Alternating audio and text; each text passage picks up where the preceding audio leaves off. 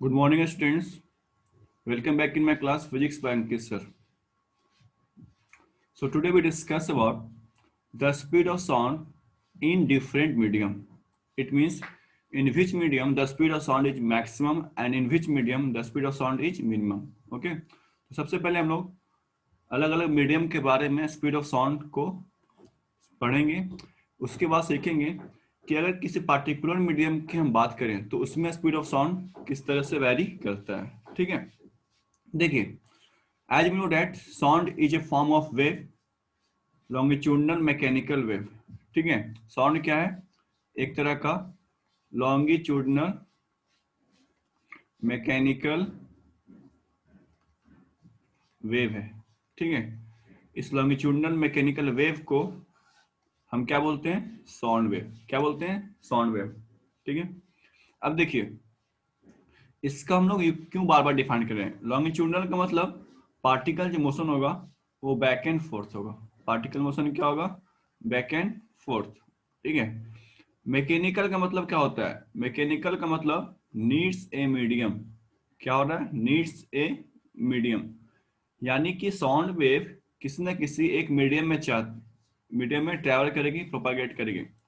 अब हम जानते हैं कि we have generally three medium: solid, liquid and gas. दो और होता है, ठीक है, plasma and Bose Einstein condensate, लेकिन उसके बारे में हम लोग डिस्कस नहीं करेंगे। देखिए, अब सॉलिड में, लिक्विड में और गैस में साउंड किस तरह से प्रोपागेट करता है, यही हम लोग का आज कॉन्सेप्ट है। तो चलिए इस क्लास को शुरू करते हैं। देखिए, sound is a longitudinal mechanical wave and it is a kind of vibration. ठीक है, साउंड किससे प्रोड्यूस होता है? कहीं ना कहीं साउंड प्रोड्यूस हो रहा है, इसका मतलब कहीं ना कहीं वाइब्रेशन हो रहा होगा। साउंड प्रोड्यूस हो रहा है, इसका मतलब क्या हो रहा है? कहीं ना कहीं वाइब्रेशन होगा। और वाइब्रेशन के पास है तो उसका मतलब उसके पास एनर्जी है। And when energy in the form of motion, this energy is called kinetic energy. अगर एनर्जी स्टोर है तो उसको स्टैटिक बोलेंगे, अगर एनर्जी से मोशन हो रहा है तो उसको क्या बोलेंगे? Kinetic energy.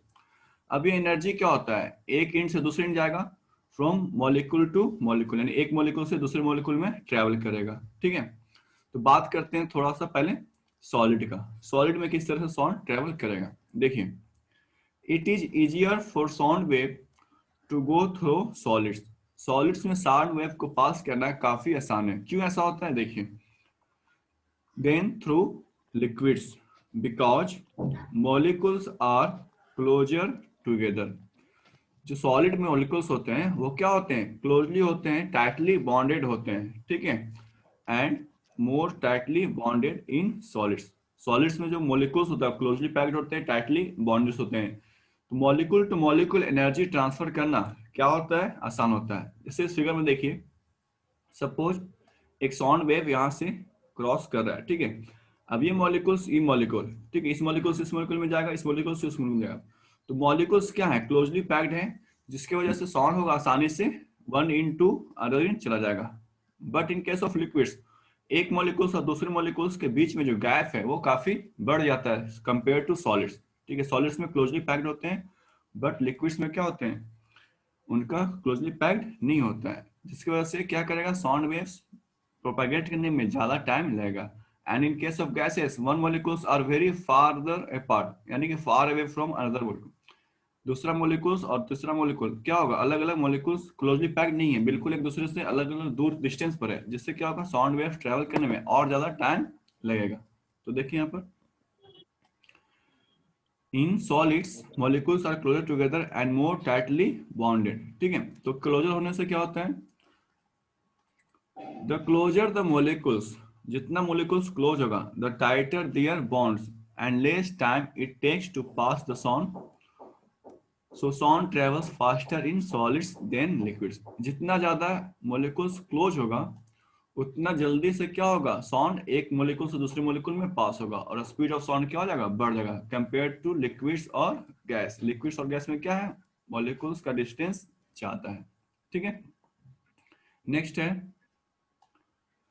it is harder for sound wave to pass through gases because gaseous molecules are farther apart. gaseous molecules क्या है? दूर दूर पर होते हैं, जिसकी वजह से molecules वन मॉलिक्यूल दूसरे मॉलिक्यूल का गैप ज्यादा होता है तो साउंड वेव्स प्रोपागेट करने में टाइम क्या लगेगा, ज्यादा लगेगा, जिसकी वजह से स्पीड ऑफ साउंड क्या हो जाएगा, in gases speed of sound is less compare to solids and liquids. Solid liquid में कितना ज्यादा होगा, सॉलिड में सबसे ज्यादा होगा। ठीक है, तो ओवरऑल हम क्या कह सकते हैं, ओवरऑल हम कह सकते हैं the speed of sound, the speed of sound is fastest in solids and faster in liquids and less fast in gases. ठीक है, यहाँ पर स्लो के कंपेयर में, यहाँ पर स्लो के कंपेयर में क्या लिखे हैं, लेस फास्ट।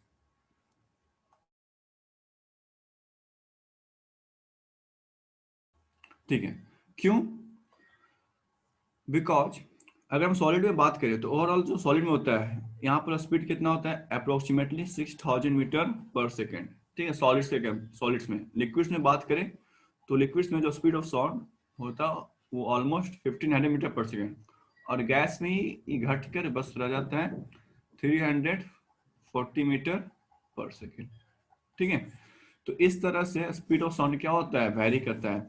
340 मीटर पर सेकेंड, ये बहुत, ये ऐसा नहीं कि बहुत ही कम है, ये भी फास्ट है, बट सॉलिड्स में सबसे ज्यादा तेज होता है और गैस में क्या होता है, बहुत ही कम होता है। 340 मीटर पर सेकेंड की बात करें तो ऑलमोस्ट 1500 किलोमीटर पर आवर का स्पीड होता है ये। ठीक है, 1500 किलोमीटर पर आवर का ये स्पीड है किसमें, गैस में, तो ये कम नहीं है। ठीक है, बट सॉलिड लिक्विड गैस में, सॉलिड में सबसे ज्यादा होगा, लिक्विड्स में कम होगा, और सबसे कम किस में होगा, गैस में। जल्दी से बताइए, कॉन्सेप्ट क्लियर हो गया आप लोग को।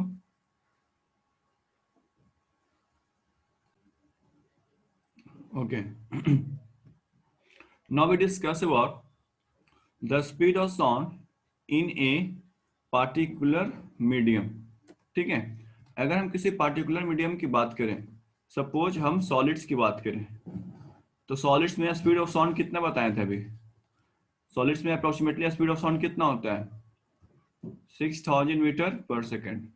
ठीक है, तो क्या सारे सॉलिड्स में स्पीड्स इक्वल होगा, 6000 मीटर पर सेकेंड होगा, या अलग अलग सॉलिड्स में अलग अलग स्पीड होगा, जल्दी से बताइए। वेरी गुड, तो हम क्या कहते हैं, अलग अलग सॉलिड्स में अलग अलग स्पीड ऑफ साउंड होगा। ठीक है, यानी किसी पार्टिकुलर मीडियम में, सॉलिड हो, लिक्विड हो या गैस हो, तो कौन कौन सा फैक्टर पर डिपेंड करता है, इसको हम स्टडी करेंगे। तो सबसे पहले हम लोग बात करते हैं सॉलिड मीडियम की, किसकी बात करते हैं, सॉलिड मीडियम में। यानी कि अगर अलग अलग सॉलिड्स है तो स्पीड ऑफ साउंड किस पर डिपेंड करता है, then in solid medium the speed of sound is affected by two properties of matter. The speed of sound is affected by two properties of matter, कौन कौन सा, elastic property and density. ठीक है, ये दोनों आप लोगों को चैप्टर पढ़ना है, physical property of metals. Physical properties of metals में ये आपका प्रॉपर्टी आया होगा, metals has two property, density and elastic property and many mores like hardness, conductivity, sonorous, ठीक है, लस्ट्रस। बट हमको साउंड में ये दोनों प्रॉपर्टी यूज करना है। ठीक है, the relation is describe by the following equation, v is the speed of sound, e under root है, the speed of sound is proportional to under root e. What is e? E is the elastic property and this is rho. rho याद आ रहा ना, हम लोग force and pressure में रो पढ़े थे, रो क्या है, डेंसिटी है। यानी कह सकते हैं speed of sound is directly proportional to elastic property but inversely proportional to density, यानी डेंसिटी बढ़ेगा तो स्पीड ऑफ साउंड घट जाएगा, और इलास्टिक प्रॉपर्टी बढ़ेगा तो स्पीड ऑफ साउंड भी बढ़ जाएगा। ठीक है, ये रिलेशन समझ में आ रहा सबको। Speed of sound in solid is affected by two properties of matter, the relation describe by the following equation, v directly proportional to under root e upon rho. e is the elastic property and rho is the density. ठीक है, यहाँ जल्दी से note कर लीजिए, फिर हम आपको बताते हैं what is the elastic property. So first we discuss about elastic property. ठीक है, do you know what is elastic property, elastic property जानते हैं क्या होता है, थोड़ा सा अगर जानते हैं तो कुछ बताइए। रबर में इलास्टिक प्रॉपर्टी होता है,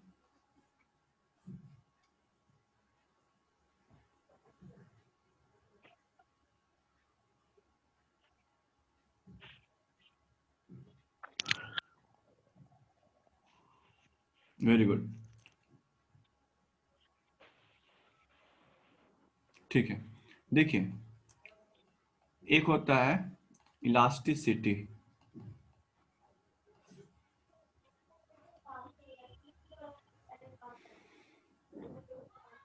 देखिए एक होता है elasticity. Elasticity is the property of material to regain its shape. ठीक है, रिगेन इट्स शेप। ठीक है, जैसे सपोज एक रबड़ है।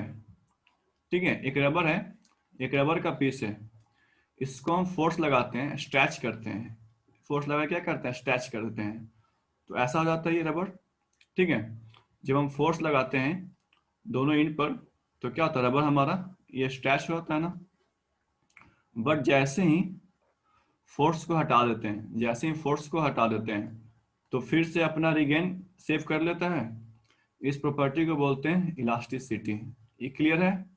अभी इलास्टिक प्रॉपर्टी नहीं बताएं, अभी क्या बता रहे हैं, इलास्टिसिटी। ये आप लोगों को पता है? यस या नो, जल्दी बताइए। Yes sir. ठीक है। तो regain its shape is consider as elasticity.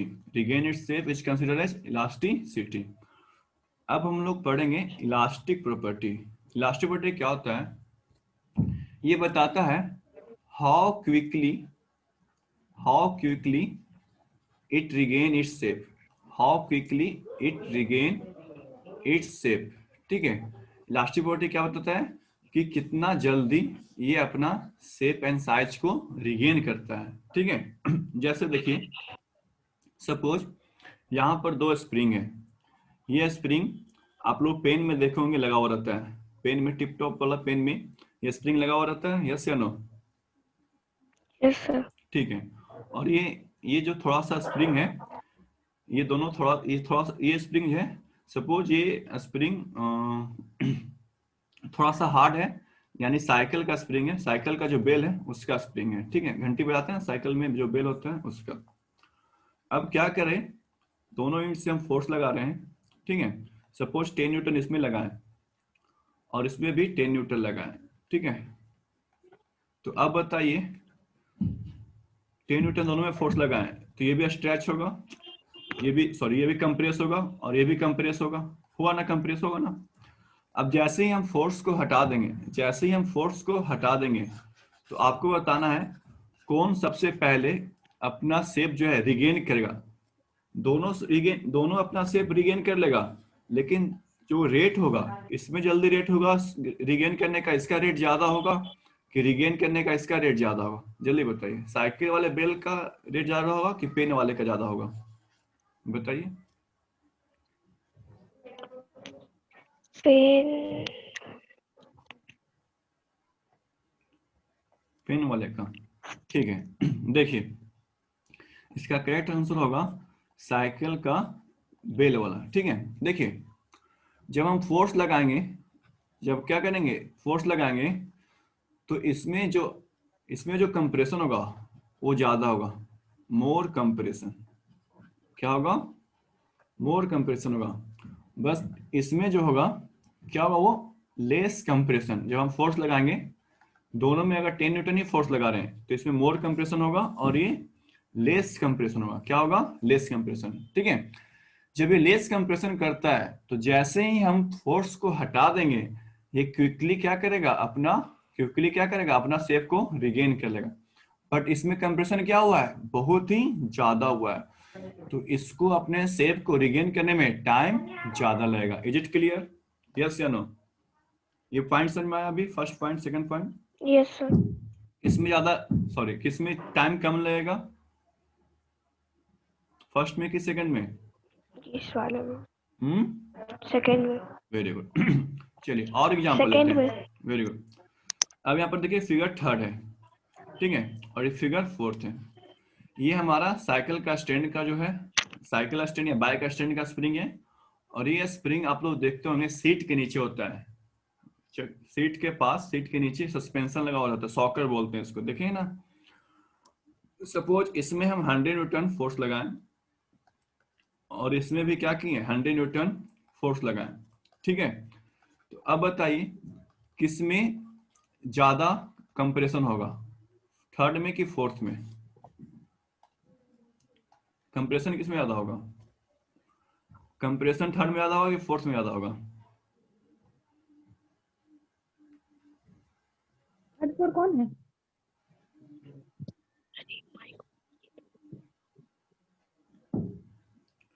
देखिए देखिए सर फोर में होगा। यहाँ देखिए, सपोज आप ये बताइए कि हार्ड कौन है, थर्ड हार्ड है या फोर्थ हार्ड है? साइकिल का स्टैंड का स्प्रिंग जो हार्ड होता है या फिर सस्पेंशन हार्ड होता है? किसमें ज्यादा फोर्स लगाना पड़ता है हमको उसको पुल और पुश करने के लिए? फोर्स किसमें ज्यादा लगाना पड़ेगा? फोर्स में लगाना होगा, है ना? यानी कि अगर हम सेम फोर्स लगाएंगे तो इसमें क्या होगा, इसमें कंप्रेशन कम होगा, इसमें कंप्रेशन क्या होगा, कम होगा। बट इस वाले स्प्रिंग में इसमें कंप्रेशन क्या होगा, ज्यादा होगा, इसमें कंप्रेशन क्या होगा, ज्यादा होगा। ठीक है, यानी इसके मतलब जब हम इसको हम फोर्स हटा देंगे तो ये टाइम क्या लेगा, ज्यादा लेगा, वो टाइम लेगा, और ये टाइम क्या लेगा, कम लेगा। ठीक है, यही प्रॉपर्टी जो होता है, यही प्रॉपर्टी को हम लोग बोलते हैं इलास्टिक प्रॉपर्टी। इसी प्रॉपर्टी को क्या बोलते हैं, इलास्टिक प्रॉपर्टी। ये क्या कहता है, इलास्टिक प्रॉपर्टी कहता है it relates to the tendency of a material to maintain its shape and not to deform when a force is applied to it। या फिर इसको और डिफाइन कर सकते हैं, it also relates how quickly a material regain its shape when a load is removed from it। ठीक है, फिर से इसको समझिए। देखिए, elasticity, elasticity is the property to regain its shape, to regain its shape. ठीक है, बट इलास्टिक प्रॉपर्टी कहता है कि how quickly it regain its shape. ठीक है, how quickly it regain its shape. Elasticity कहता है कि कोई भी चीज अपना शेप को चेंज कर लेता है उसको बोलते हैं इलास्टिसिटी है। बट इलास्टिक प्रॉपर्टी क्या कहता है कि कितना जल्दी अपना शेप को चेंज कर रहा है। यानी जो मटेरियल हार्ड होगा या रिजिड होगा वो क्या होगा, मोर इलास्टिक होगा। क्या होगा, मोर इलास्टिक होगा। और जो मटेरियल सॉफ्ट होगा फ्लेक्सिबल होगा। ठीक है, जो मटेरियल सॉफ्ट होगा फ्लेक्सिबल होगा वो क्या होगा, लेस इलास्टिक होगा। ठीक है, तो इससे साउंड को स्पीड से क्या मतलब है, देखिए साउंड का स्पीड से कैसे मतलब है, देखिए इसको। सपोज एक मॉलिक्यूल्स है, ठीक है, एक मॉलिक्यूल्स है, जब साउंड वेव आ रहा है तो वन मॉलिक्यूल से दूसरे मॉलिक्यूल में जा रहा है। ठीक है, तो जब कोई हार्ड मॉलिक्यूल से रहेगा यानी कि जिसका इलास्टिसिटी ज्यादा होगा तो एक मॉलिक्यूल अपना एनर्जी इसको दिया और फिर वो वापस आएगा। तो जितना ज्यादा हार्ड होगा, जितना ज्यादा क्या होगा, हार्ड होगा, उतना जल्दी वापस आ जाएगा। बट अगर एक मॉलिक्यूल सॉफ्ट है, एक मॉलिक्यूल क्या है, सॉफ्ट है, तो एक मॉलिक्यूल जब साउंड वेव आएगा ये अपना एनर्जी इसको देगा। ठीक है, तो इसको टाइम क्या लगेगा, आने में, जाने और आने में टाइम क्या लगेगा, ज्यादा लगेगा, क्योंकि ये सॉफ्ट है। सॉफ्ट होने की वजह से इसमें टाइम क्या होगा, वन मॉलिक्यूल से दूसरे मॉलिक्यूल जाने में और आने में टाइम क्या लगेगा, ज्यादा लगेगा। तो टाइम ज्यादा लगने की वजह से इसका स्पीड कम हो जाएगा और टाइम कम लगने से इसका स्पीड ज्यादा होगा। ठीक है, जैसे सपोज अगर हम बात करें स्टील का, ठीक है, एक स्टील है और दूसरा क्या है, रबड़ है। एक स्टील है, दूसरा क्या है, रबर है। पहले गेस करके बताइए कि किसमें स्पीड ज्यादा है, स्टील में स्पीड ऑफ साउंड ज्यादा होगा कि रबर में स्पीड ऑफ साउंड ज्यादा होगा? गेस करके बताइए पहले। वेरी गुड, तो इसका राइट आंसर क्या है, स्टील में स्पीड ऑफ साउंड ज्यादा होगा और रबर में स्पीड ऑफ साउंड कम होगा। अगर हम सेम क्वेश्चन पूछे कि अगर हम 100 न्यूटन फोर्स लगाएं स्टील में भी और रबर में भी तो कौन ज्यादा डिफॉर्म होगा? डिफॉर्म मतलब कौन अपना शेप ज्यादा चेंज करेगा, स्टील अपना शेप ज्यादा चेंज करेगा कि रबर? अगर हम 100 न्यूटन फोर्स लगाएं तो कौन अपना ज्यादा शेप करेगा चेंज? रबर। रबड़ क्या होगा? रबड़ बहुत ही सॉफ्ट होता है। रबड़ क्या होता है? बहुत ही सॉफ्ट। इसमें इलोंगेशन क्या होगा? डिफॉर्मेशन जो होगा वो ज्यादा होगा। क्यों ज्यादा होगा डिफॉर्मेशन? क्योंकि इसका इलास्टिक प्रॉपर्टी कम है और स्टील का इलास्टिक प्रॉपर्टी ज्यादा है। ठीक है, स्टील क्या कहता है? इलास्टिक प्रॉपर्टी क्या कहता है? It relates to the tendency of material to maintain its shape and not to deform. Steel का स्टील का इलास्टिक प्रॉपर्टी क्या है? ज्यादा है। ये जल्दी से अपना शेप एंड साइज चेंज नहीं करता। जैसे स्टील स्टील का रॉड है, अगर इस पर फोर्स लगाते हैं तो क्या जल्दी से मुड़ जाएगा? अपने पोजीशन से जल्दी से मुड़ जाएगा? शेप से मुड़ जाएगा? नहीं मुड़ेगा। क्यों? क्योंकि इसका इलास्टिक प्रॉपर्टी हाई है। But in case of rubber आप इस पर फोर्स लगाते हैं और रबर आसानी से क्या हो जाता है? बेंड हो जाता है। रबर आसानी से क्या हो जाता है? बेंड होता है। क्यों हो जाता है बेंड? तो इसके पास लो इलास्टिक प्रॉपर्टी है। क्योंकि इसके पास क्या है? लो इलास्टिक प्रॉपर्टी है। ठीक है, तो समझ में आ गया? जिसका इलास्टिक प्रॉपर्टी ज्यादा रहेगा उसमें स्पीड ऑफ साउंड ज्यादा होगा, जिसमें इलास्टिक प्रॉपर्टी कम रहेगा उसमें स्पीड ऑफ साउंड कम होगा। ठीक है, तो इलास्टिक प्रॉपर्टी ज्यादा होने की वजह से क्या होता है? वो जल्दी जल्दी साउंड को पास करेगा। एक इंच से दूसरे इंच पर जाएगा, फिर वापस जल्दी से आएगा। साउंड इसको एनर्जी दिया, फिर वापस अपने पोजीशन पर आ गया। साउंड इसको एनर्जी दिया, फिर वापस अपने पोजीशन पर आ गया। इसको दिया, वापस अपने पोजीशन पर आ गया। तो जितना जल्दी वापस आएगा उतना जल्दी साउंड को एनर्जी साउंड को पास करेगा फिर से। ठीक है, ऐसा तो नहीं है कि सिर्फ एक बार जाना है, उसको बार बार जाना है। तो बार बार जाने के लिए उसको बार बार वापस भी आना पड़ेगा। तो जितना जल्दी वापस जाएगा, जितना जल्दी वापस जाएगा, ठीक है, आएगा जाएगा आएगा जाएगा। तो इलास्टिक प्रॉपर्टी कहता है कि कितना जल्दी वो वापस आ रहा है, कितना जल्दी वापस जा रहा है। रबड़ में क्या होता है? साउंड जाता है और आता है तो उसमें टाइम क्या लगता है? ज्यादा लग जाता है। तो रबड़ में जो स्पीड ऑफ साउंड होता है वो अप्रोक्सीमेट होता है 1600 मीटर पर सेकेंड। बट स्टील में जो साउंड होता है वो कितना होता है? 5920 मीटर पर सेकेंड। ठीक है, तो कह सकते हैं अप्रोक्सीमेटली कितना टाइम है? 3 टाइम्स 4 टाइम्स क्या है स्पीड ऑफ साउंड? किसमें ज्यादा होता है? रबड़ स्टील में ज्यादा होता है। ठीक है, तो फर्स्ट प्रॉपर्टी क्या हम लोग डिस्कस किए? Elastic property. नेक्स्ट क्लास में डिस्कस करेंगे डेंसिटी। जल्दी से बताइए, डेंसिटी बढ़ने से स्पीड ऑफ साउंड क्या होता है? बढ़ता है कि घटता है? बोलिए। क्या होगा? डेंसिटी बढ़ने से स्पीड ऑफ साउंड बढ़ता है कि घटता है? हो गया है। ठीक है, वेरी गुड, घटता है। तो इसको नोट कर लिए ना? इसको नोट कर लीजिए, नेक्स्ट क्लास में पढ़ेंगे डेंसिटी। ठीक है, तो आज के लिए इतना ही है। मिलते हैं आप लोग से नेक्स्ट क्लास में। तब तक के लिए thank you and have a nice day.